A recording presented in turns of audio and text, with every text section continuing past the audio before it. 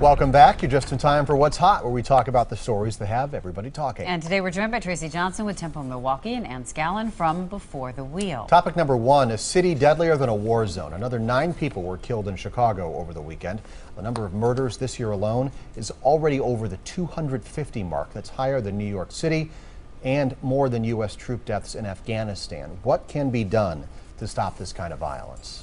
These are devastating numbers for the city of Chicago. Rahm Emanuel is blaming a lot of this on the proliferation of the gang violence, and that a lot of that is isolated, he says, in a lot of the poor neighborhoods. But as we all know, in a city like Milwaukee, there's nothing worse for tourism than the perception of crime. I don't think that calling in the National Guard is the answer, but rather maybe looking at the problems, the symptoms of the problems rather than just the problems. I agree with Tracy. I do think you have to put more police out there immediately to kind of create an atmosphere of more arrest and hopefully more convictions, create an unwelcome environment for the gangs. But I do think Rahm Emanuel does have to look long term, and really he has to see what's behind all that. Do these neighborhoods have high dropout rates?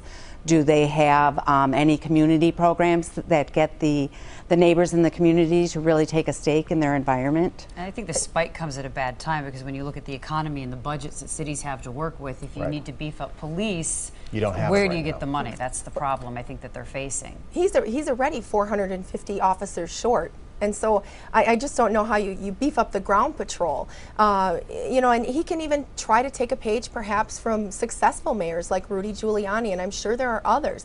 What can be done? This isn't a new problem, but we need to find a solution for this. And there have been surveys that show that as many as 150,000 people in Chicago have a gang affiliation. I mean, that's a Those shocking are astronomical numbers, yeah. Well, and they were talking about how in the past a lot of these gangs, they were actually able to identify these gangs, but because of whether it's the work that they've done to break up the gangs or whatever, they now have less impact on the gangs because there are so many more. Right. All right, we're going to go to our next topic. Tease it for what's coming up after the breakup.